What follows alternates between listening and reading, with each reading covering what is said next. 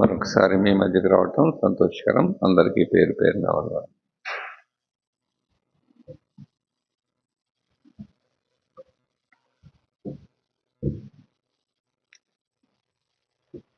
We will continue our studies from the book of Job. యోబు గ్రంథంలోనే మరి వాక్యాన్ని కొనసాగిస్తాం మనం. యోబు గ్రంథం 23వ అధ్యాయం.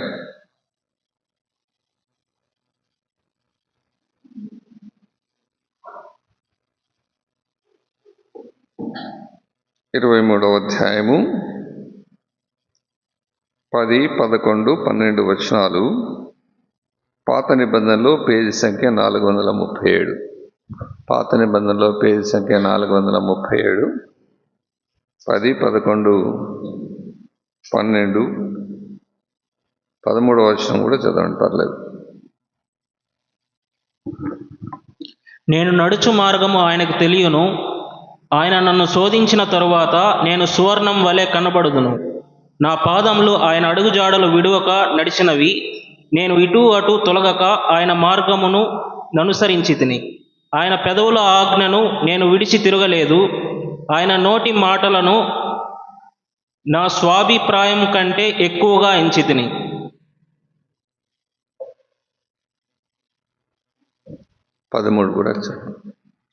అయితే ఆయన ఏక మనస్సు గలవాడు, ఆయనను మార్చగలవాడెవడు?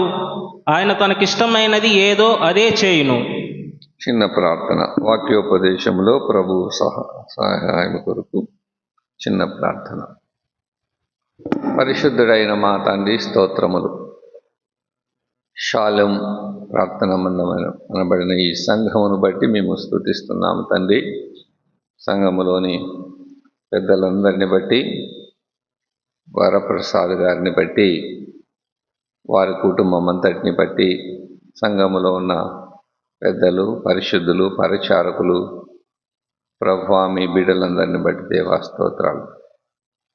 మీ అనాది సంకల్పాన్ని బట్టి తల్లి గర్భమందు పడినప్పుడే మరి సోదరుడు వరప్రసాద్ గారిని మీరు ఏర్పరచుకొని రక్షించి మీ బిడ్డగా చేసుకొని మీ సేవలో మీరు నాటి నుంచి నేటి వరకు వాడుకుంటున్న విధానాన్ని బట్టి దేవా స్తోత్రాలు. మరి సంఘం అంచెలంచెలుగా అభివృద్ధి కావడానికి కృప చూపారు, స్తోత్రాలు. ఎంతో చక్కని మందిరాన్ని వారు ఇలా నాయన కట్టుకోవడానికి కృప చూపారు. మరి నాయన సంఘం మరింత అభివృద్ధి అగినట్టు కృప చూపండి. సంఘంలోని మీ బిడ్డలందరినీ పేరు పేరున దీవించి వారి ఆర్థిక, ఆరోగ్య, ఆత్మీయ విషయాల్లో సహాయం చేయండి. వారి విద్య, ఉద్యోగ, వివాహ విషయాల్లో కృప చూపండి. సంఘంలో ఐక్యత, ఆత్మీయత, అభివృద్ధి దయచేయండి. అల్పుడైన నేను మీ సన్నిధిలో వాక్యం చెప్పడానికి నిలబడి ఉండగా మరి నాయన తండ్రి, ఎంత మాత్రము నేను అర్హుడను కానని మీరు ఎరుగుదురు. అయిను మీ ఆత్మ సహాయమును అనుగ్రహించి వినుచున్న వారికి ఆత్మీయమైన మేలు కలిగించే మాటలు ప్రభ అల్పుడైన నా నోట ఉంచి కృప చూపమని, ఈ సమయాన్ని మాకు ఆశీర్వాదకరంగా మీ నామానికి మహిమకరంగా చేయమని యేసుక్రీస్తు దివ్య నామమున ప్రార్థన చేసి వేడుకొనుచున్నాం మా ప్రియ పరలోకపు తండ్రి, ఆమేన్. చదువుకున్న వాక్య భాగము యోబు గ్రంథములో 23వ అధ్యాయము. నిన్నటి రోజు చెప్పినట్టే యోబు గ్రంథము ప్రపంచములోనే అత్యంత పురాతనమైన గ్రంథములలో మొదటిది. The oldest of all the books in the entire world. ప్రపంచంలోనే అత్యంత పురాతన గ్రంథం ఇది. ఈ యోబు గ్రంథంలో ఇజ్రాయెల్ అని కానీ, ధర్మశాస్త్రం అని కానీ, అబ్రహాము, నోవహు అనే మాటలు మీకేమీ కనపడవు. ఆదాం అనే మాట మాత్రమే ఇందులో కనపడుతుంది. సో యోబు మోషే కంటే, యోసేపు కంటే, అబ్రహాము కంటే ముందుగా నివసించినవాడు. సరైన కాలము పండితులు నిర్ణయించడంలో వాళ్ళకి ఏకాభిప్రాయం లేదు, కానీ పుస్తకం మాత్రం ఇది ఓల్డెస్ట్ బుక్. కానీ పద్య భాగమని ఇక్కడ చేర్చారంటే ఇక్కడ యోబు గ్రంథం, సామెతలు, యోబు గ్రంథం, కీర్తనలు, సామెతలు, ప్రసంగి, పరమగీతం అట్లాగా కదండి. మొదటి 5 గ్రంథాలని పెంటెట్యూక్ అంటాం. పెంట అంటే గ్రీకులో 5 అని. చ్యూక్ అంటే పుస్తకం అని, పంచగ్రంథాలని. తర్వాత చరిత్ర గ్రంథాలన్నీ వస్తాయి. తర్వాత పద్యభాగం, తర్వాత మేజర్ ప్రాఫిట్స్ పెద్ద ప్రవక్తలు గ్రంథాలు 5, తర్వాత మైనర్ ప్రాఫిట్స్ చిన్న ప్రవక్తల గ్రంథాలు 5. సో కొత్త నిబంధన కూడా అలా డివైడ్ చేస్తారు. అలా డివైడ్ చేసినందుకు ఇక్కడ దీన్ని చేర్చారంటే పండితులు. ఏ పుస్తకం ఎక్కడ చేర్చారని ఇక్కడ చేర్చారు పద్యభాగంలో. రైట్, సరే, మంచిది. యోబు గ్రంథం చదివినప్పుడు నాకు చాలా ఆశ్చర్యం వేసేదంటే, దేవుని యథార్థంగా నమ్మిన వాళ్ళు ఏ కాలములో ఉన్నా, ఏ దేశములో ఉన్నా, ఏ పరిస్థితుల్లో ఉన్నా వారు చాలా ప్రత్యేకంగా ఉంటారు. లోకానికి వేరుగా చాలా ప్రత్యేకంగా ఉంటారు. సో అతి పురాతన కాలంలో, ఆ అజ్ఞాన కాలంలో మనుషులు, దేశాలు, కులాలు, మతాలు, సాంప్రదాయాలు సరిగా ఏర్పడని కాలంలో, అసలుకు ధర్మశాస్త్రము లేని కాలంలో, దైవ వాక్యము లేని కాలములో, ప్రవక్తలు లేని కాలములో, పరిశుద్ధులు లేని కాలములో, సంఘ సహవాసము లేని కాలములో ఇంత ఉత్తముడైన భక్తుడు, ఇంత మాదిరి గల మహోన్నతమైన వ్యక్తి అంత పురాతన కాలములో జీవించడం ఎంతో ఆశ్చర్యాన్ని కలిగిస్తుంది. ఈ నవీన కాలంలో మనకు జ్ఞానం పెరిగింది, భక్తి తగ్గింది, ఆశలు పెరిగాయి, ఆత్మీయత తగ్గింది, కార్యక్రమాలు పెరిగాయి. అంటే ఏ కార్యక్రమాలు? ప్రతి చోట కార్యక్రమాలు జరుగుతున్నాయి కదా. ఏం కార్యక్రమాలు? సంఘాల కార్యక్రమాలు, మీటింగులు, సభలు, పాటలు, సండే స్కూలు, ఉమెన్ మినిస్ట్రీ కార్యక్రమాలు జరుగుతున్నాయి. కానీ దేవుని కార్యాలు జరగటం లేదు. కార్యక్రమాలు, డబ్బుంటే, మనుషులుంటే, మందిరాలుంటే మనము కార్యక్రమాలు ఎంత పెద్దవైనా చేయొచ్చు. 10,000 మందిని సమకూర్చి మీటింగులు పెట్టచ్చు. అవి మనము చేసే కార్యక్రమాలు. మన కార్యక్రమాల కంటే దేవుని కార్యాలు జరిగేది. కార్యక్రమాలు లేని కాలంలో దేవుని కార్యాలు జరిగాయి కదండి. సో కార్యక్రమాలు, ప్రోగ్రామ్స్, కూడికలు మంచివి కాదు అని చెప్పలే, చాలా మంచివి. కానీ కార్యక్రమాల కంటే ఏం ముఖ్యం చెప్పండి? దేవుని కార్యాలు. ఆత్మ పరిశీలన చేసుకుందాం. ఒక సంఘములో సంఖ్య ఉంటే, డబ్బు ఉంటే, మనుషులుంటే కార్యక్రమాలు ఎన్నైనా పెట్టుకోవచ్చు. ప్రసంగికులు కోకొల్లలుగా అందుబాటులో వస్తారు. ప్రోగ్రాం మనకు ఆర్గనైజర్ ఉంటే ఎవరైనా చేసుకోవచ్చు. కానీ ఈ కార్యక్రమాల మధ్యలో దేవుని కార్యాలు జరుగుతున్నాయా? మన కార్యక్రమాలలో ఆయన ఉన్నాడా? ఆయన మన కార్యక్రమాలకు దూరంగా ఉన్నాడా? కొంతమంది ఆయన అనుకుంటారంటే కార్యక్రమాలు జరపడమేమో సేవ, సభలు పెట్టడమే సేవ, మీటింగ్లు పట్టడమే సేవ కాదు. సేవా కార్యక్రమంలో అది ఒక భాగం అంతే. సో వీరి మధ్యలో అపోస్తలుల కాలంలో కార్యక్రమాలు ఎక్కువ ఉన్నాయా? అపోస్తలుల కాలంలో, ఇన్ ది టైమ్స్ ఆఫ్ అపోజల్స్ నేను అడుగుతున్నాను, అపోస్తలుల కాలంలో కార్యక్రమాలు వాళ్ళు ఎక్కువగా పెట్టారా? దేవుని కార్యాలు ఎక్కువగా జరిగాయా? దేవుని కార్యాలు ఎక్కువగా జరిగాయి. కార్యక్రమాలు పెట్టడానికి వాళ్ళకి మంది లేరు, మనీ లేదు, మందిరాలు లేవు. ఏం లేవు చెప్పండి? మనుషులు లేరు ఎక్కువ, మనీ లేదు, మందిరాలు కూడా లేవు. కానీ దేవుని యొక్క శక్తి, దేవుని యొక్క కార్యాలు వారిలో జరగాయి. డబ్బు, మనుషులు, మందిరాలు ఉంటే కార్యక్రమాలు చేయొచ్చు. కానీ దేవుని కార్యాలు జరగాలంటే త్యాగము, సమర్పణ, పవిత్రత, యథార్థత, దీనత్వము, ప్రభువుకి ఇష్టమైన జీవితం, ఇవి లేకుండా ఎన్ని కార్యక్రమాలు చేసినా మనుషుల మధ్యలో అది పబ్లిసిటీకే కానీ దేవుని ఆమోదపు ముద్ర, దేవుని అనుగ్రహ ఆశీర్వాదము దానిపైన ఉండకపోవచ్చు. కార్యక్రమాలు వేరు చెప్పండి, దేవుని కార్యాలు వేరు. ఇవి రెండు వేరు వేరు. ఏదో ఒక సంఘానికి చాలా డబ్బుండి, మనుషులుండి కార్యక్రమాలు పెట్టినంత మాత్రాన అక్కడ ఏదో దేవుని కార్యం జరుగుతుందని భ్రమపడకూడదు మనం. సో ఇవి కార్యక్రమాలు లేని కాలం. స్త్రీల కూడికలు లేవు, యవనస్తుల కూడికలు లేవు, చిన్నపిల్లల పరిచర్యలు లేవు, సంఘ కూడికలు లేవు, ప్రత్యేకమైన సభలు లేవు. కానీ దేవుని కార్యాలు జరిగాయి. ఎందుకు జరిగాయి? నమ్మిన వారిలో ఉన్న యథార్థత, నమ్మిన వారిలో ఉన్న పవిత్రత, నమ్మిన వారిలో ఉన్న ప్రార్థన, నమ్మిన వారిలో ఉన్న త్యాగం. యోసేపు దేవుని కార్యాలు ఏం చేశాడు చెప్పండి? Did he ever preach the word of God? ఆయన ప్రసంగికుడా? దేవుని కార్యాలు ఏం చేశాడు? He lived for the God. ఏంటి చెప్పండి? దేవుని కొరకు సాక్షిగా జీవించాడు. కార్యాలు చేయడం కాదు, దేవుని కొరకు సాక్షిగా జీవించడం ముఖ్యం. సొలొమోను మందిరం కట్టాడు. ఎందుకు? తన తండ్రి మందిరానికి అవసరమైన సామగ్రిని సమకూర్చి, మందిరం కట్టు బాబు, ఇట్స్ మై హార్ట్ డిజైర్, అది నా హృదయ కోరిక, కానీ దేవుడు కట్టకూడదన్నాడు. నీ చేతులకు మాలిన్యం అంటింది, ఎక్కువ యుద్ధాలు చేసావు, నువ్వు కట్టకూడదన్నాడు. గుండె పగిలినంత బాధ అయింది. సరే, నా కొడుకునన్నా పని చేయమన్నాడు. మందిరం కట్టాడు, కానీ జీవితాంతం తన మనసు దేవునికి మందిరంగా ఉండలేకపోయింది. సో డబ్బుంది కాబట్టి మందిరం కట్టాడు, రాజు కాబట్టి మందిరం కట్టాడు.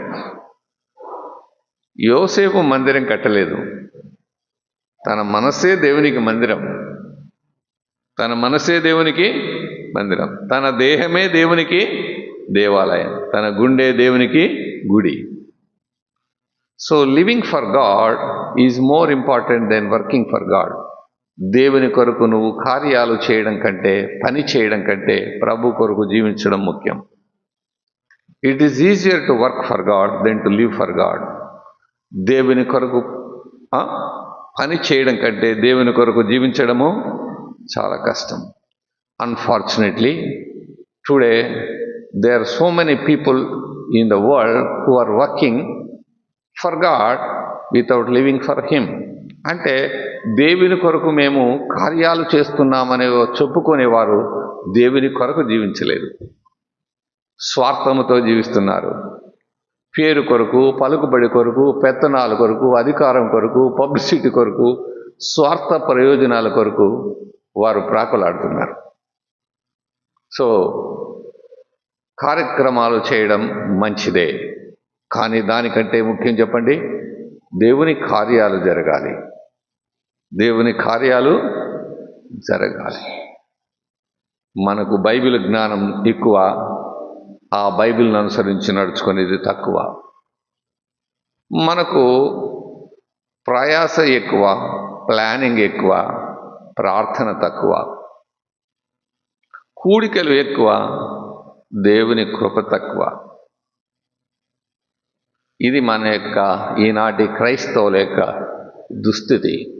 క్వాంటిటీ పెరిగింది, క్వాలిటీ తరిగింది. So many leaders have become misleaders. Some leaders have become misses leaders. Understand the point? So ఇది ఈనాటి యొక్క స్థితి. కనుక ఇక్కడ చూద్దాం. నేను నడుచు మార్గము ఆయనకు తెలియను. He knows every step that I walk. నేను నడుచు మార్గం ఆయనకు తెలియను. How conscious he was of the presence of God. అంటే దేవుని సన్నిధి నాకు ఉన్నది, దేవుని సమక్షములో నేనున్నానని ఎంత వివేచన, ఆలోచన కలిగి ఉన్నాడు. నేను నడుచు మార్గము ఆయనకి తెలియను. ఆయన నన్ను శోధించిన తరువాత, అంటే ఇక్కడ శోధించుట అంటే పరీక్షించుట అని అర్థం. శోధించుట అంటే చెప్పండి, ఆయన నన్ను పరీక్షించిన తర్వాత నేను సువర్ణము వలె కనపడుదును. యోబు అతిశయముతో మాట్లాడలే, వాస్తవమే చెప్తున్నాడు. ఏం చెప్తున్నాడు? వాస్తవమే చెప్తున్నాడు. ఆయన నన్ను పరీక్షించిన తర్వాత, యోబును దేవుడు పరీక్షించాడు. గొప్ప శ్రమలు, అనుకోని ఆవేదనలు ఈ గొప్ప భక్తునికి చెప్పండి గొప్ప శ్రమలు కలిగాయి. మనకి అంత శ్రమలు కలిగింటే మనం విశ్వాసంలో నిలిచేవాళ్ళు కాదు. ఎంత చెట్టుకు అంత గాలి అన్నారు లోకంలో. ఏమన్నారు చెప్పండి? ఎంత చెట్టుకు అంత గాలి అన్నారు. గొప్ప భక్తుడు కాబట్టి గొప్ప శ్రమలు కలిగాయి. కానీ గొప్ప విశ్వాసిగా, శుద్ధ సువర్ణముగా ఆయన ప్రభు కొరకు నిలిచాడు. సువర్ణము వలె కనపడుదును, as a pure gold. He came victorious in all the trials, temptations, troubles and tribulations. ఈ శ్రమలలో, శోధనలో, ఆ పరీక్షలన్నిటిలో శుద్ధ సువర్ణంగా, ఏమాత్రము కపటము, ద్వేషము, అసూయ, స్వార్థము, వ్యామోహాలు లేని స్వచ్ఛమైన సహనశీలుడుగా ఆయన బయటపడ్డాడు. ఇదే మాట పేతురు అన్నాడు, శ్రమలలో మన భక్తి ఎంతో తెలుస్తుందని. చూడండి, 1 పేతురు 1:7.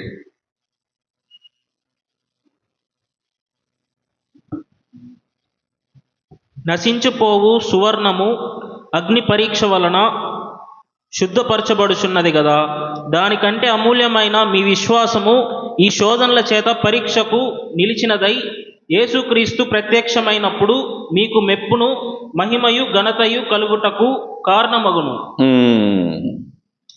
ఈ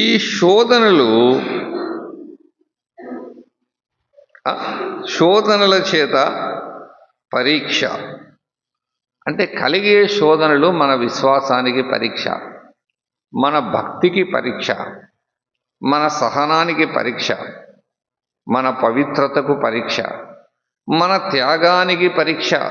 కదండి, మీ విశ్వాసము ఈ శోధనల చేత నిలిచినదై. పరీక్షలు జరిగితేనే పిల్లలు ఎంత చదివినారో అర్థమయ్యేది. ఇంగ్లీష్లో అన్నాడు, adversity is the touch stone of character అన్నాడు. కష్టము, శ్రమే నీ గుణాన్ని పరీక్షించేది. బంగారును పరీక్షించేది ఒకటి ఉంటుంది కదండి, టచ్ స్టోన్ అంటే పరీక్షించేది. Adversity is the touch stone of your character. నీ నిజమైన గుణము ఈ శ్రమల కాలంలోనే తెలిసేది. పరీక్షకు నిలిచినదై ప్రభువు ప్రత్యక్షమైనప్పుడు, యేసుక్రీస్తు ప్రత్యక్షమైనప్పుడు మీకేం కలుగుతుంది? మెప్పును, మహిమయు, ఘనతయు కలుగుటకు కారణమగును. పడిపోవడానికి కాదు, దిగజారడానికి కాదు. కాబట్టి యోబు శుద్ధ సువర్ణము వలె ఇందులో బయటపడ్డాడు. He came out victorious. శోధన జయించిన వాడు ఎలా ఉంటాడంట? యాకోబు పత్రికలో ఉంది చూడండి, యాకోబు పత్రిక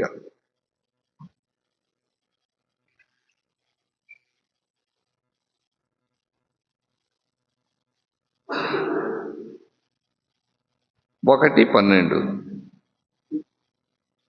శోధన సహించువాడు ధన్యుడు. కోపం పుట్టిస్తారు, వ్యాధులు వస్తాయి, సంఘంలో ఉన్నవారు అర్థం చేసుకోరు, సహోద్యోగులు అర్థం చేసుకోరు, కొన్నిసార్లు కుటుంబ సభ్యులే అర్థం చేసుకోరు. సహనం ఉండాలి. ఏముండాలి చెప్పండి? సహనం. ప్రభు అసమాన సహన సంపన్నుడు. ప్రభు ఎవరు చెప్పండి? అసమాన సహన సంపన్నుడు. ప్రభు బిడ్డవు నువ్వు, ప్రభు బిడ్డలు మనం. యేసు ప్రభువా, నీవు ఎంత సహనం గల దేవుడయ్యా అని ఆరాధన చేస్తాం కదా.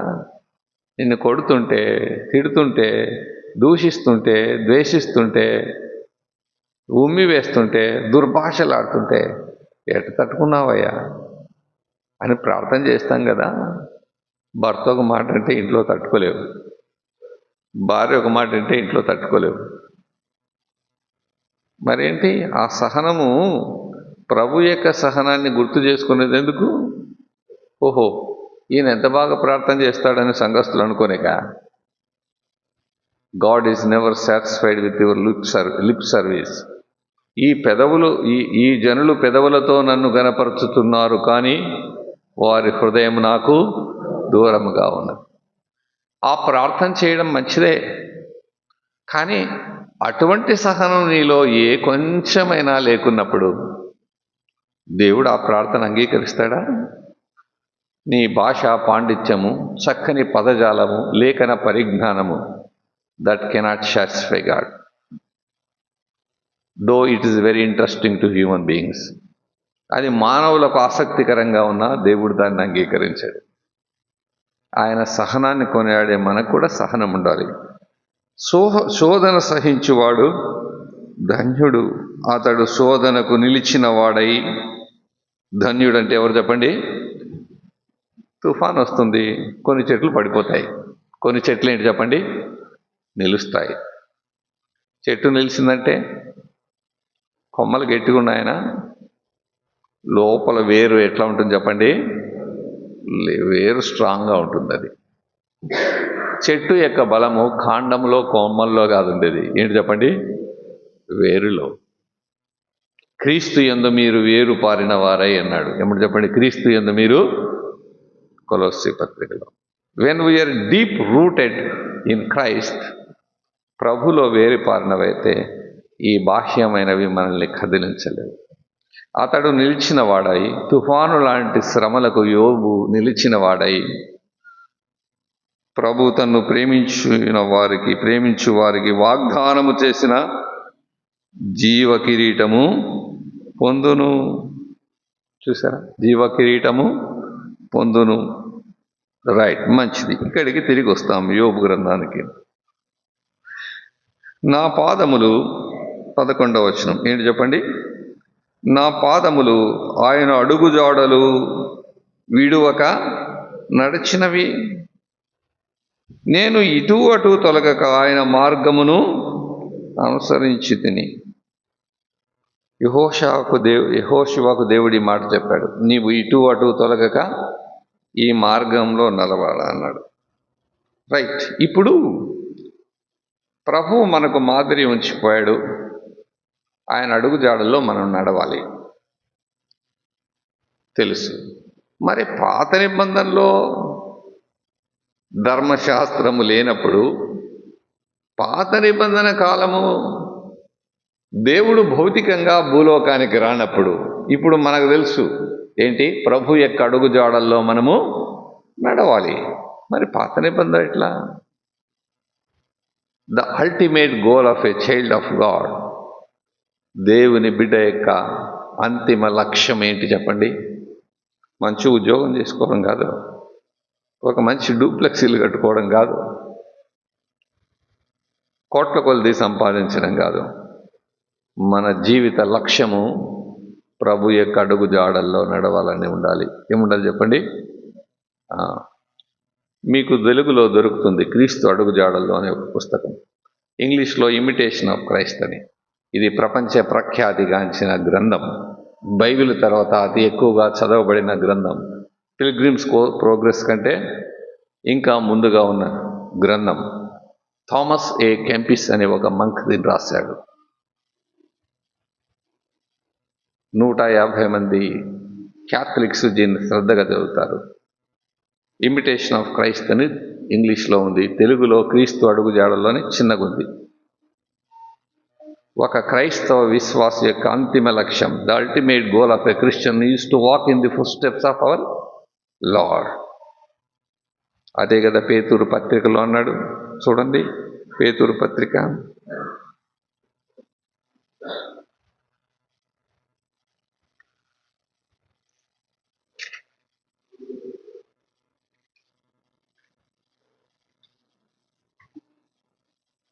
1 పత్రిక 2వ అధ్యాయము 21 నుంచి. మీరు గొర్రెల వలె దారి తప్పిపోతిరి. కరెక్టేనా? 2:21. క్రీస్తు కూడా మీ కొరకు బాధపడి మీ కొరకు బాధపడి మీరు తన అడుగుజాడల యందు నడుచుకొనున్నట్లు మీకు మాదిరి ఉంచిపోయెను. He set us an example before us. He is our role model. మనకు హీరో ఎవరు చెప్పండి? యేసుప్రభువే మన హీరో. మనకు రోల్ మోడల్ ఎవరు చెప్పండి? యేసుప్రభువే. ఇప్పుడు లోకంలో హీరోలు ఉన్నారు, సినిమా యాక్టర్లు. ఎన్ని రోజులు హీరోలు? ఒక 50 ఏళ్ళ క్రితం వాళ్ళ పేర్లు పుట్టినలేదు, వాళ్ళ పేర్లు ఎవరో ప్రపంచానికి తెలియదు. ఇంకా 50 ఏళ్ళ తర్వాత మర్చిపోతారు కూడా. 100 ఏళ్ళ క్రితం ఆ హీరోలు లేరు, ఇంక 100 ఏళ్ళ తర్వాత వాళ్ళు నామరూపాలు లేకుండా పోతారు. ఒకవేళ ఉన్న ఎంతమంది? 1 కోటి మందికి తెలిసిన, 10 కోట్ల మందికి తెలిసిన, ఒకవేళ 100 కోట్ల మందికి తెలుసా? 250 కోట్ల మంది ఈయన్ని ఆరాధ్య దైవం అంటారు. ఎవరిని? మన ప్రభువుని. 190 కోట్ల మంది ముస్లింలు ఈయన ఒక గొప్ప ప్రవక్త, పవిత్రమైన కన్యక మరియముకు జన్మించిన ఒక పవిత్రమైన ప్రవక్త.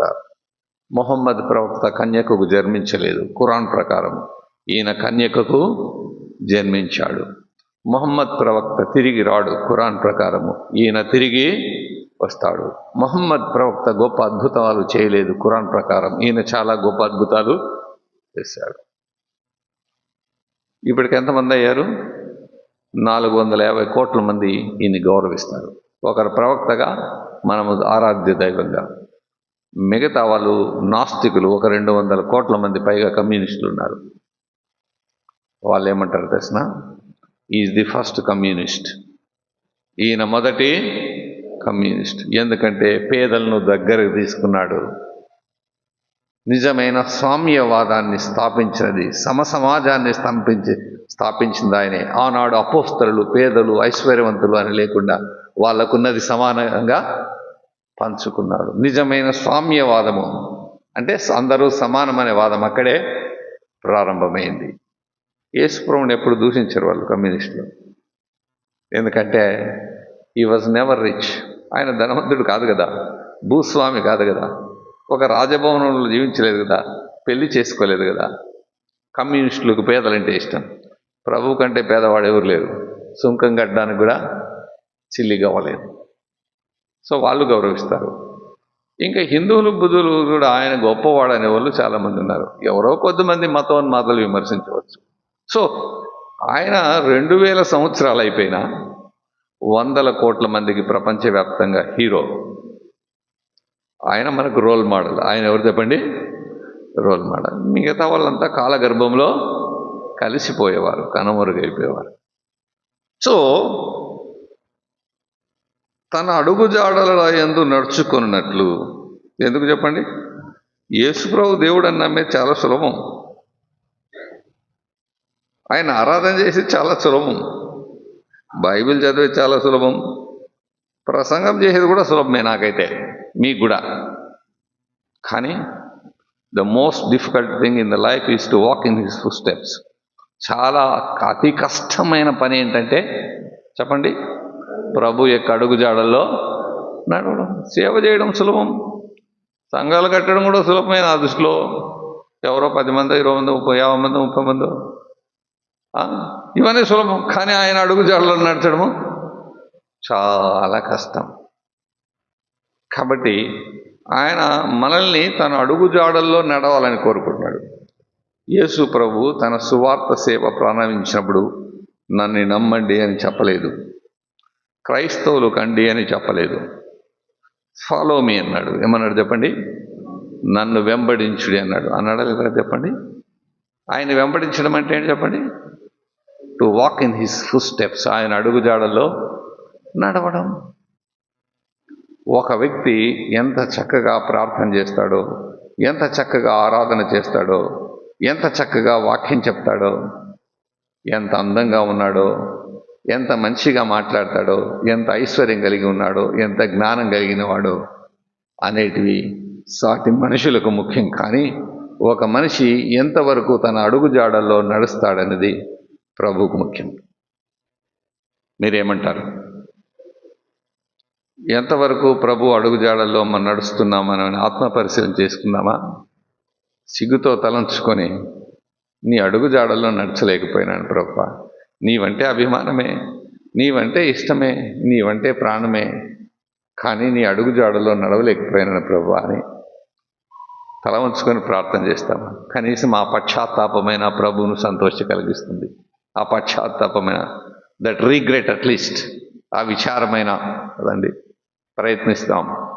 చేత కాదని ఊరికే ఉండవద్దు, ప్రయత్నం చేయి, ప్రతిరోజు ప్రయత్నం చేయాలి. ఆయన అడుగుజాడల్లో నడుచుకోవడానికి ప్రయత్నం చేస్తాం. అది ఆయనకి ఇష్టం. తల్లిదండ్రులు పిల్లలు తమ ఎట్లా మాట్లాడితే అట్లా మాట్లాడటం, ఎట్లా కూర్చుంటే అట్లా కూర్చోవడం అది చేస్తే తల్లిదండ్రులకు ఏమనిపిస్తుంది? చాలా ఇష్టం అనిపిస్తుంది కదండి.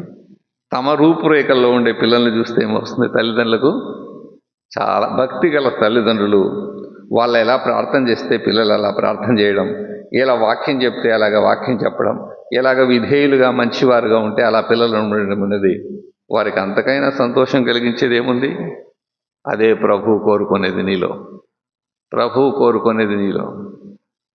లోకము బైబిల్ చదవదు క్రైస్తవం ఏమిటో తెలుసుకోవడానికి. అన్యులు సంఘాలు నీ ప్రసంగాలు ప్రార్థనలు పుస్తకాలు పట్టించుకోరు. క్రైస్తవుడని చెప్పుకునేవాడు నువ్వు ఎలా ఉన్నావని లోకం చూస్తుంది. The world studies you, not the Bible. లోకం చదివేది నిన్ను, నీలో ఏం చూస్తారో అదే క్రైస్తవ్యంగా పరిగణిస్తారు. What people see in you that they consider as Christianity. నీలో ఏం చూస్తారో అదే క్రైస్తవ్యాన్ని అన్యులు పరిగణిస్తారు. మరి ఏ విధమైన రిప్రజెంటేషన్ నీకు ఇస్తున్నావో, ఏ విధమైన క్రైస్తవ్యాన్ని నీలో చూపిస్తున్నావో.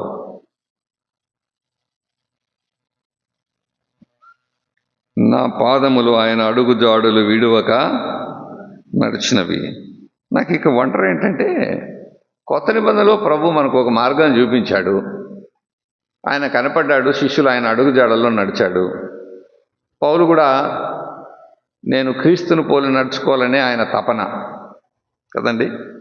క్రీస్తును పోలే, అసలు క్రీస్తే నాలో ఉండాల ఆయన ఆశ కదండి.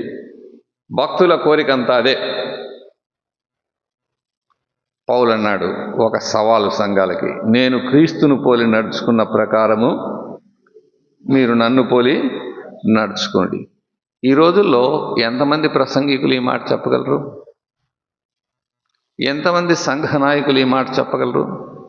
నేను క్రీస్తును పోలి నడుచుకున్న ప్రకారం మీరు నన్ను పోలి నడుచుకోండి.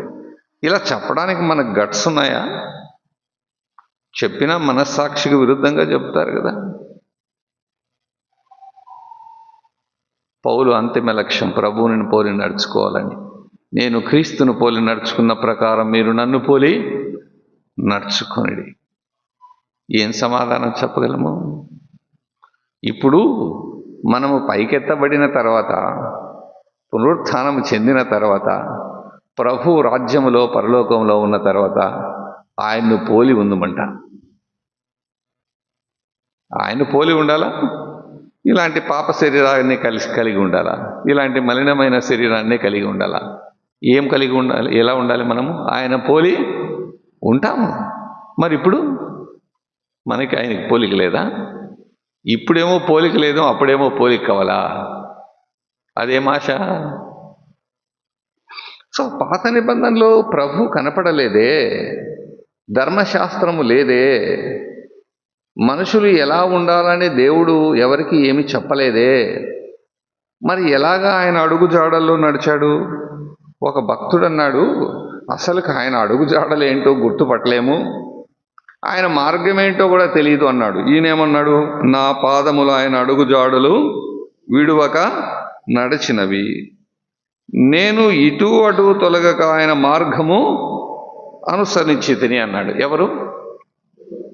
యోబు. మరి ఏంటి ఆయన మార్గము? ఆయన అడుగుజాడాలంటే దేవుడు ఏమన్నా ఇట్లా నడిచిపోయాడు అదే యోబు ఇట్లా నడచని?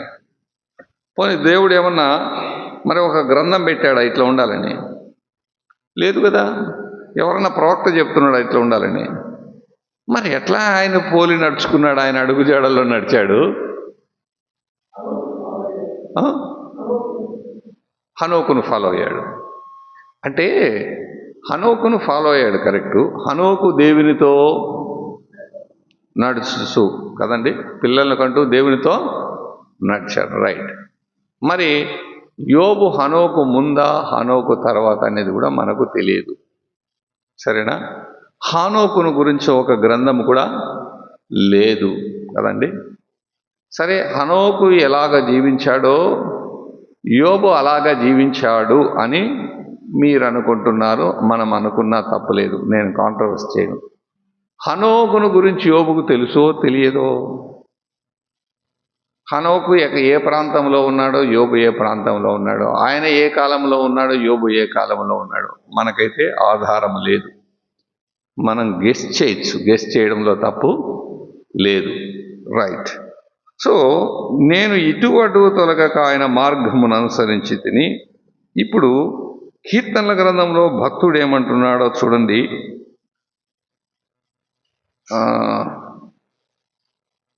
77వ కీర్తన 19.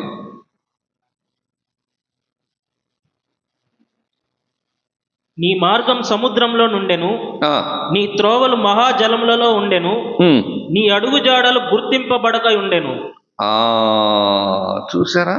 ఈ ఆసాపుకేమో కదండి, ఆసాపుకేమో భక్తి బాగా ఉంది, కానీ how to walks in the foot steps of God, దేవుని అడుగు జాడల్లో నడచడం ఎట్లాగా?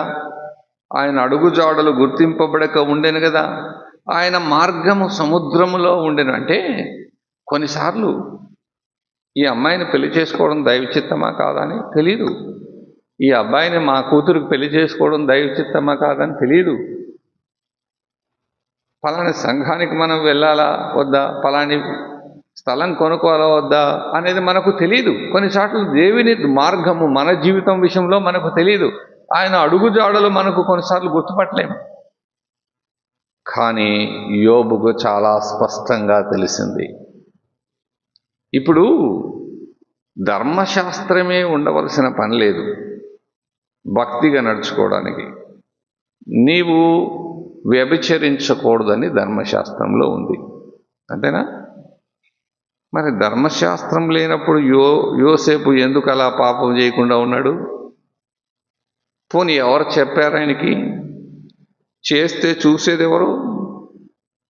మరి ఎందుకు ఆయన చేయలేదు? పోనీ ధర్మశాస్త్రం ఆయన చదివాడా? దేవుడు కనపడి చెప్పాడా నువ్వు ఇలా చేయకూడదని? మరి ఎందుకు ఆయన అంత పట్టుదలగా ఉన్నాడు? ఎవరు చెప్పారు? దేవుని గురించిన కాస్త జ్ఞానము తండ్రి ద్వారా నేర్చుకున్నది. నీవు యథార్థమైన భక్తి విశ్వాసాలు కలిగి ఉంటే దేవుని యందు ఏమి చేయాలో ఏం చేయకూడదని నీ మనస్సే చెప్తుంది, మనస్సాక్షి చెప్తుంది. ఏం చెప్తుంది చెప్పండి? నీ మనస్సాక్షి చెప్తుంది ఏం చేయాలా ఏం చేయకూడదని. ధర్మశాస్త్రం వచ్చిన తర్వాత వచ్చాడు సంసోను, తెలుసు ధర్మశాస్త్రం. ధర్మశాస్త్రం వచ్చిన తర్వాత వచ్చాడు దావీదు. తెలిసి పాటించలేకపోయారు, తెలియక పాటించాడు ఎవరు చెప్పండి? యోసేపు. కొన్నిసార్లు నీ మనస్సాక్షి చెబుతుంది. కాబట్టి దేవుని యందు యథార్థమైన భక్తి విశ్వాసం కలిగిన యోబు యొక్క మనస్సాక్షికే తెలుసు ఏం చేయాలా ఏం చేయకూడదు. దేవుని యందు యథార్థమైన భక్తి విశ్వాసాలు కలిగి ఉన్న వ్యక్తి ఎలా నడుచుకుంటే ఆయన అడుగుజాడల్లో నడిచినట్లవుతుందని నీ మనస్సాక్షి చెప్తుంది. ఇప్పుడు ప్రవక్తలున్న మనకు, దైవలేఖనాలున్న మనకు, దైవవాక్యం ఉన్న మనకు, ప్రభు జీవితమే మాదిరి స్ఫూర్తి ఉన్న మనకు ఏం చేయాలో ఏం చేయకూడదో, ఏం మాట్లాడాలో ఏం మాట్లాడకూడదో మనకు తెలుసు. కానీ ఆనాటి భక్తులకు తెలియదు. తెలియకపోయినా your conscience will tell you this is what is written in the book of in the epistle of Romans. రోమా పత్రిక చూడండి,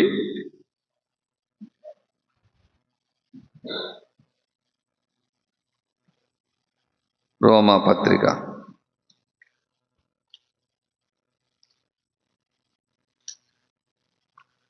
2వ అధ్యాయము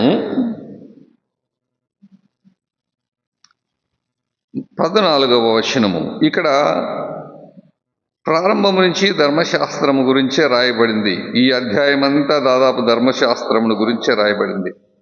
ఆ? ధర్మశాస్త్రం లేని అన్యజనులు ఆ, స్వాభావికముగా ధర్మశాస్త్ర సంబంధమైన క్రియలను చేసిన యెడల ఉమ్, వారు ధర్మశాస్త్రం లేని వారైనను ఉమ్, తమకు తామే ధర్మశాస్త్రమైనట్టున్నారు. ఉమ్. అట్టి వారి మనస్సాక్షి కూడా సాక్ష్యమిచ్చుచుండగను. వారి తలంపులు ఒకదాని మీద ఒకటి తప్పు మోపుచు లేక తప్పు లేదని చెప్పుచుండగను. ధర్మశాస్త్రానుసారం తమ హృదయముల యందు వ్రాయబడినట్టు చూపుచున్నారు. ఆ ధర్మశాస్త్ర సారము ఏంటి చెప్పండి? ధర్మశాస్త్ర సారము తమ హృదయములందు వ్రాయబడి ఉన్నట్టు చూపుచున్నారు. ఏంటి? మనస్సాక్షి ఉన్న వ్యక్తి. ఎవరు? యోసేపు మనస్సాక్షి ఉన్న వ్యక్తి. అన్యుడు కాదు, ఆత్మీయుడే. ధర్మశాస్త్రము లేని కాలం అది కదండి. కానీ మనస్సాక్షి, దేవుని నమ్ముకున్న వ్యక్తి ఎలా ఉండాలా అనేది మనకు లేఖనాల్లో ఉంది. దైవజనులు బోధిస్తూ ఉన్నారు. కాకపోతే ప్రతి చిన్న విషయంలో కొన్ని లేఖనాలు ఉండవు. ఒక ఆయన బీడి తాగద్దంటే బీడి తాగద్దని బైబిల్ ఎక్కడుందంటాడంట. బీడి తాగద్దని బైబిల్ అంటే బైబిల్ కాలంలో బీడీల గురించి లేదు కదా. సినిమాకు పోద్దంటే సినిమాలకు పోద్దని బైబిల్లో ఎక్కడుంది? సినిమాల గురించి బైబిల్ ఎక్కడుంది? బైబిల్ కాలంలో ఏం లేవమ్మా, సినిమాలు లేవు. నేత్రాశ అదేంటి చెప్పండి? సినిమాలు చూస్తే ఏమవుతుంది? నేత్రాశ కలుగుతుంది. మన మనస్సు డైవర్ట్ అవుతుంది. అశ్లీలమైన దృశ్యాలు నీ ఆత్మీయతను, పవిత్రతను, దేవునితో సహవాసాన్ని దోచుకుంటాయని నీ మనస్సాక్షి చెప్తుంది. ఊరికే వాదిస్తే ఏంటి? సో అది మనస్సాక్షి ఉన్న భక్తునికి మనసే చెప్తుంది. యోసేపుకి ఎవరు చెప్పలేదు. ప్రభు కోసం పదవి వదులుకున్న ప్రాముఖ్యమైన భక్తుల్లో యోసేపు కదండి. మన ఇండియాలో ఒక ఆయన ప్రభు కోసం అంత ఉన్నతమైన పదవి వదులుకున్నాడు ఇటీవల. ఎవరో గుర్తొస్తున్నారా? ఒక ఉన్నతమైన సైన్యాధికారి సిక్కు రెజిమెంట్లో ఇటీవల మన దేశంలో జరిగింది. ఆ రెజిమెంట్లో సాంప్రదాయం వరకు గుడిలోకి వెళ్ళి పూజలు చేసి రావాలి. నేను ఏకదేవ ఆరాధికుడిని, యేసు ప్రభు బిడ్డను, నేనైనా చేయనన్నాడు. ఉద్యోగం తీసేశారు. కోర్టులో కూడా ఇతడు మత అహంకారం గలవాడు అన్నారు. మతానికి సైన్యములో తావు లేదన్నాడు. నాకు సైన్యములో తావు లేకపోయినా పర్వాలే, నా జీవితంలో ప్రభువుకు తావు కావాలా, ప్రభు యొక్క స్థలంలో నాకు తావు కావాలా. వదులుకున్నాడు. ఉన్నతమైన ఉద్యోగం. భారతదేశమంతా సంచలమైన వార్త. ఒక క్రైస్తవుడు తప్ప ఒక ముస్లిం కానీ, హిందువు కానీ, సిక్కు కానీ అటువంటి తీర్మానాన్ని ఇంకెవరు తీసుకోలేకపోయారు. చూసారా? యోసేపు లాంటి వారు చరిత్రలో ఉన్నారు, ఇప్పుడు కూడా ఉన్నారు. ఆయన ఎవరో కనపడితే మాత్రం మా ఊర్లో అందరూ కలిసి, ఆంధ్ర రాష్ట్రంలో అందరూ కలిసి ఒక్కొక్కరు 1000 10,000 వేసుకుంటే కొన్ని కోట్లు అయిపోతుంది, ఆయనకి ఇద్దామనిపిస్తుంది నాకు. ఇండియాలో ఉండే క్రైస్తవులందరూ ఒక్కొక్కరు 10 రూపాయలు ఇచ్చినా 10 కోట్ల పైన అవుతుంది కదండి. ఆయన ఎవరో వస్తే గిన నాకే మా ఊర్లో పెట్టుకొని నేనే సాక్కుందాం అనిపిస్తుంది ఆయన ఫ్యామిలీతో పాటు. ఈ రోజుల్లో కూడా ఇటువంటి త్యాగశీలులు ఉన్నారా? ఉన్నారు, చిన్నగా కానివ్వండి. సో ఈ విధంగా నా పాదములు ఆయన అడుగుజాడలు విడువక నడిచినవి. Joseph, though he had no law, though there was no prophet, ప్రవక్త లేకపోయినా, ధర్మశాస్త్రము లేకపోయినా, బోధించేవారెవరూ లేకపోయినా, సహవాసం ఏమీ లేకపోయినా దేవుని అడుగుజాడల్లో నడవాలనుకున్నాడు. ఎవరు చెప్పండి? యోసేపు. దేవుని అడుగుజాడల్లో నడచాలంటే ఆయన ఎంత పరిశుద్ధుడో అంత పరిశుద్ధంగా మనం ఉండలేము. కానీ ఆయన పరిశుద్ధంగా ఉన్నట్లు ఆయన బిడ్డలమైన మనం కూడా పరిశుద్ధంగా ఉండాలని ఆయన కోరుకున్నాడు. అందుకోసమే ప్రభువు కొరకు పదవి పోగొట్టుకున్నాడు. ఎవరు? యోసేపు. దేవుడు ఎవరికి నీ రుణస్థుడు కాదు. ఆయన కొరకు నువ్వు పదవి పోగొట్టుకున్నా, ఆస్తి పోగొట్టుకున్నా, గౌరవం పోగొట్టుకున్నా, బంధువులు పోగొట్టుకున్నా, స్నేహితులు పోగొట్టుకున్నా, డబ్బు పోగొట్టుకున్నా, అంతకంటే చాలా రెట్లు నీకు ఎక్కువ ఇస్తాడు. ఇది నా అనుభవం. మేము దీన స్థితిలో ఉన్నప్పుడు 2 స్థలాలు దేవుని మందిరానికి ఇచ్చాం. అప్పుడు 40,000 దాని ధర, ఇప్పుడు 60 లక్షలు దాని ధర. మేము ఇల్లు కట్టుకోలేదు అప్పుడు. పిల్లలకు చదువులు లేవు, చిన్న పిల్లలు, పేదరికము, ఆర్థిక ఇబ్బందులు. సమర్పణతో ఇచ్చాం. చెప్పకూడదు, మీ మెప్పు కోసం కాదు, మీ మేలు కోసం. తర్వాత దేవుడు 20 సైట్లు ఇచ్చాడు. ఎన్ని ఇచ్చాడు చెప్పండి? కోట్ల విలువ చేస్తాయి. ఆయన ఎవరికి నీ రుణస్థుడు కాదు. పోతీఫర ఇంటిపైన ఉండే ఉద్యోగాన్ని పోగొట్టుకున్నాడు. ఇంటిపైన విచారణకర్తగా, స్ట్యూవర్డ్, గృహ నిర్వాహకుడుగా ఉండే ఉద్యోగాన్ని పోగొట్టుకున్నాడు. యావత్ ఐగుప్తు దేశం మీద పోతీఫర్ ఫరో గృహం పైన గృహ నిర్వాహకుడుగా, ఐగుప్తు దేశానికి ప్రధానిగా ఉద్యోగం ఇచ్చాడు. రహస్యమందు చూచు నీ తండ్రి నీకు ప్రతిఫలం ఇచ్చాను. యోసేపు పవిత్రుడని రుజువుపరుచుకునే అవకాశం ఎక్కడా దొరకలేదు ఆయనకి. కానీ ఆయన ఎంత పవిత్రుడో, ఎంత నమ్మకస్తుడో, ఎంత యథార్థపరుడో, ప్రభు కోసం ఏం పోగొట్టుకున్నాడో రహస్యంగా ప్రభు చూశాడు. ఎవరు చూశాడు చెప్పండి? ప్రభు చూశాడు. ప్రభువే ప్రతిఫలం ఇచ్చాడు. ప్రభువే ప్రతిఫలము ఇచ్చాడు. History often repeats itself. చరిత్రలో జరిగిందే జరుగుతుంది. ఆ భక్తుల జీవితాలు చదువుతాం, కానీ ఆ భక్తుల జీవితంలో ఏం జరిగిందో మన జీవితంలో అలాగే జరుగుతుందనే నమ్మకం మనకున్నప్పుడే లేఖనం మనకు వర్తిస్తుంది.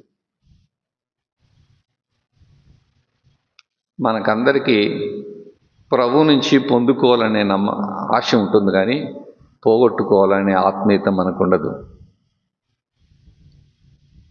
ప్రభు నుంచి పొందుకోవాలి మనకు ఆశీర్వాదాలు, పెళ్ళిళ్ళు, ఉద్యోగాలు, గృహాలు, కార్లు, బిల్డింగ్లు. ప్రభు కోసం పోగొట్టుకునే మనస్సుంటే పొందుకోవడం అనేది అక్షరరీతిగా మనకు తెలియకుండానే జరిగిపోతుంది. ఆయన ఇస్తాడు. యోసేపు పోగొట్టుకున్నాడు, దేవుడిచ్చాడు. అబ్రహాం పోగొట్టుకున్నాడు, దేవుడిచ్చాడు. రూతు పోగొట్టుకుంది, దేవుడిచ్చాడు. దానియేలు పోగొట్టుకున్నాడు, దేవుడిచ్చాడు. ఎంతమంది భక్తులు చెప్పాలా? పోగొట్టుకునే మనస్సు నీకుందా? అది ఉంటేనే దేవుడు నువ్వు పొందుకోగలవు. అందుకే నా ప్రసంగంలో చెప్తాను, దేవునికి సంపూర్ణంగా మనం లోబడితే పోగొట్టుకునేది కొంత, పొందుకునేది కొండంత. నా పాదములు ఆయన అడుగు జాడలు విడువక నడిచినవి.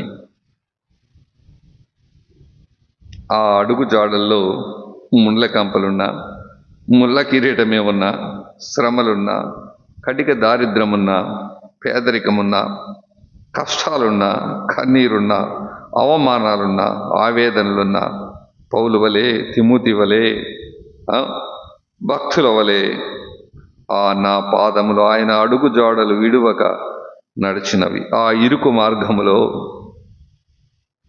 నడిచాయి. నేను ఇటు అటు తొలగక ఆయన మార్గము అనుసరించి తిని. ఇటు అటు తొలగక నేను ఆయన మార్గమును అనుసరించి తిని. సో మనము ప్రభు మార్గాన్ని అడుచాలి, ప్రభు అడుగు జాడల్లో నడచాలని ప్రయత్నం చేయాలి కదండి.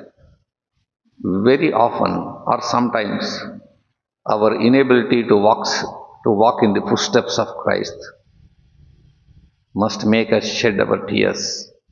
ప్రభు అడుగుజాడల్లో నడవలేని సందర్భంలో నడవలేకపోయినామని గుర్తు చేసుకున్నప్పుడు అది మనకు దుఃఖాన్ని, కన్నీటిని, ఆవేదనను, పశ్చాత్తాపాన్ని కలగచేయాలి. ముందుకు వచ్చేస్తాం. ఆయన పెదవుల ఆజ్ఞను నేను విడచి తిరగలేదు. ఆయన నోటి మాటలను నా స్వాభిప్రాయము కంటే ఎక్కువగా ఎంచితిని. నీ అభిప్రాయాల ఆయన ఆజ్ఞన. ప్రతి వ్యక్తికి అభిప్రాయాలు ఉంటాయి. అందరి అభిప్రాయాలు ఒకే రీతిగా ఉండవు. తల్లిదండ్రుల అభిప్రాయాలు, పిల్లల అభిప్రాయాలు, భార్య భర్త అభిప్రాయాలు, అన్ని విషయాలు ఒకే రీతిగా ఉండవు. సంఘంలో కూడా మనుషులు మనస్పర్ధలు ఉంటాయి. మనుషులు ఉన్న చోట ఉంటాయి. చిన్న మాట అన్నారు ఒక ఆయన, మనుషులు ఉన్న చోట ఉన్నంత కాలము మనస్సులు ఉంటాయి, మనస్సులు ఉన్నంత కాలము మనస్తత్వాలు ఉంటాయి, మనస్తత్వాలు ఉన్నంత కాలము మనస్పర్ధలు ఉంటాయి. మరొకసారి గుర్తుపెట్టుకో. కుటుంబంలో అయినా, వీధిలో అయినా, స్కూల్లో అయినా, ఆఫీస్లో అయినా, సంఘంలో అయినా, పట్టణంలో అయినా మనుషులు ఉన్నంత కాలం మనస్సులు ఉంటాయి, మనస్సులు ఉన్నంత కాలం మనస్తత్వాలు ఉంటాయి, మనస్తత్వాలు ఉన్నంత కాలం మనస్పర్ధలు కూడా ఉంటాయి. మనస్పర్ధలు ఉన్న ద్వేషాలు పెట్టుకోకూడదు, వైషమ్యాలు పెట్టుకోకూడదు. ఆయన పెదవుల ఆజ్ఞను నేను విడచి తిరగలేదు. ఆయన నోటి మాటలను నా స్వాభిప్రాయము కంటే ఎక్కువగా ఎంచితిని. సామెతల గ్రంథము 18:2 చదవండి. సామెతల గ్రంథము 18:2. బుద్ధిహీనుడు వివేచనయందు సంతోషింపగా తన అభిప్రాయములను బయలుపరచుటన బలపరచుటనుంది. ఏముంది? బుద్ధిహీనుడు వివేచనయందు వస్తుడు. వానికి ఎంతున్నా నేను కరెక్ట్, నేనే కరెక్ట్ అనుకోవడమే తప్పు. వేరే వ్యక్తి తప్పు అనుకోవడమే మన తప్పు. ఇతరుల బలహీనతల గురించి ఎప్పుడు నువ్వు మాట్లాడుకోవడమే నీ బలహీనత. అసలుకు నీ బలహీనత ఏంటో తెలుసుకోకపోవడమే నీ బలహీనత. నీ లోపమేంటో నువ్వు తెలుసుకోకపోవడమే నీ లోపం. ఇతరులతో ఎప్పుడు ఇతరుల లోపాలు కనిపెట్టడమే నీ లోపం, మన లోపం. వాటిని దేవుని వాక్యం అనే అద్దములో మనం సరిచూసుకొని సరిచేసుకోవాలి. యోబు భక్తుడు 23వ అధ్యాయం ప్రారంభంలో, అప్పుడు యోబు ఇలాగున ప్రత్యుత్తరం ఇచ్చెను.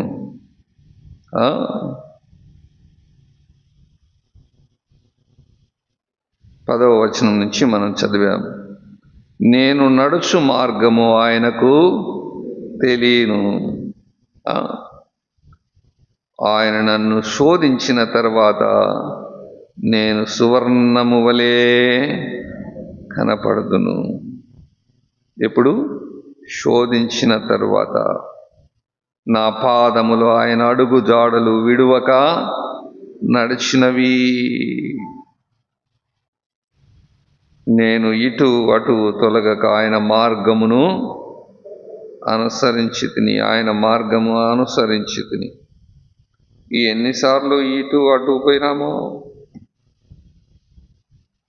మన పిల్లవాడు అటు పోతాడు, ఇటు పోతాడు, పట్టుకోవడమే కష్టం.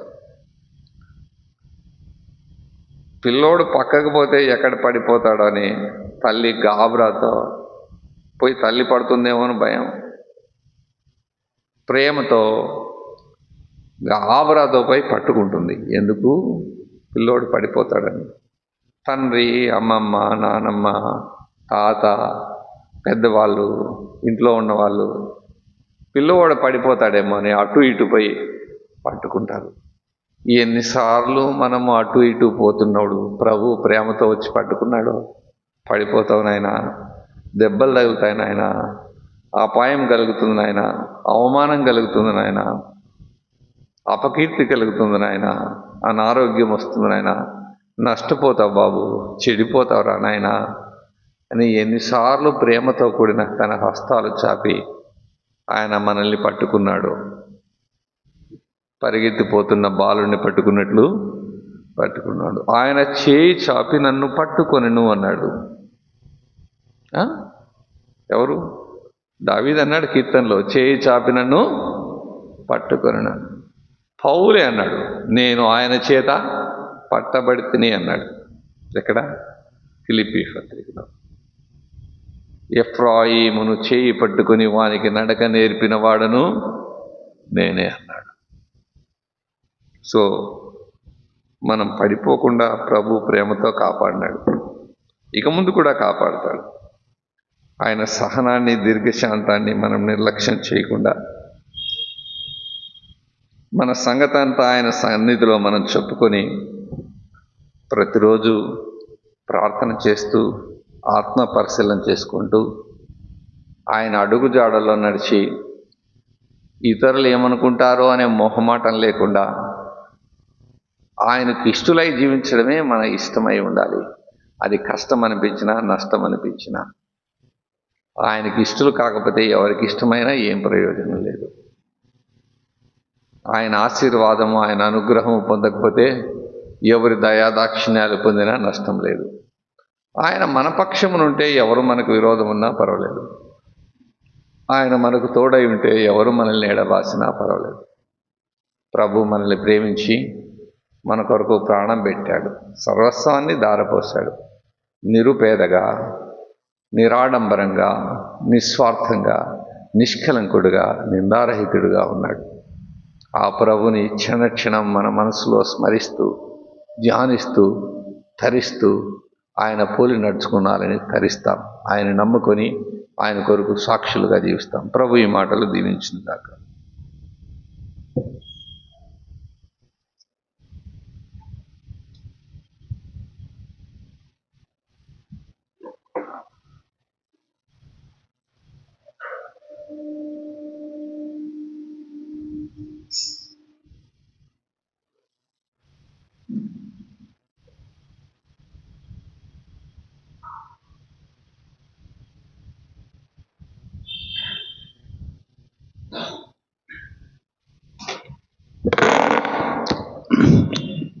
దేవుని వాక్యం విన్నాం.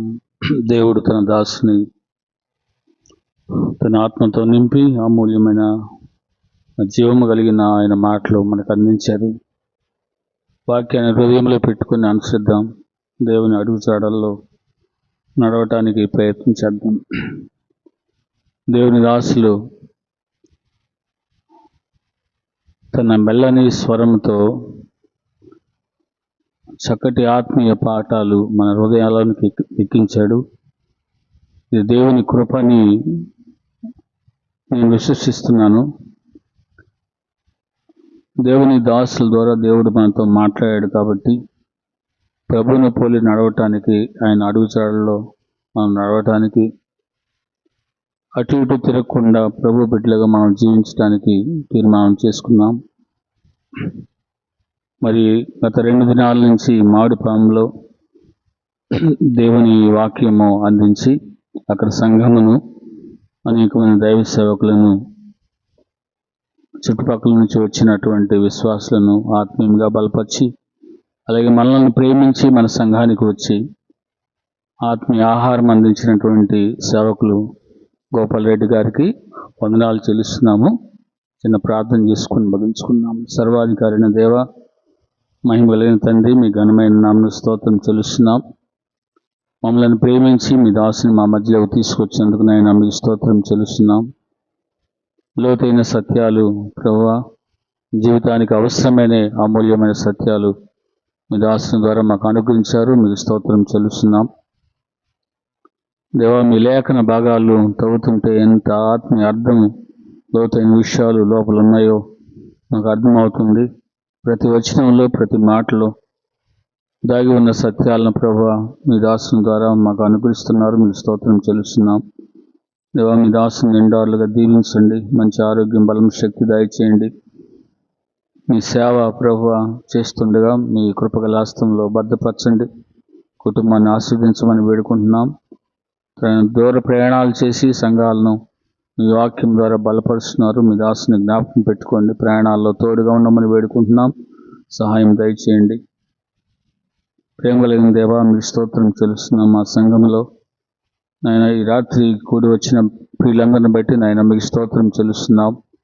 వాక్యం విన్నవారు వాక్యాన్ని హృదయంలో భద్రపరుచుకొని దేవా నాయన వాక్యమునకు లోబడి వాక్యమును జీవితంలో అనుసరించడానికి కృప చూపమని ఈ రాత్రి మీ సన్నిధి కాంతిలో మమ్మల్ని ఆశ్రయించినట్టు నాయన మీ స్తోత్రం చెల్లిస్తూ యేసుక్రీస్తు ప్రభు వారి దివ్యమైన నామములోనే స్తోత్రములు చెల్లించి ప్రార్థన చేయుచున్నాం తండ్రి. ఆమేన్. అందరికీ వందనాలు. సెలవు తీసుకున్నాం.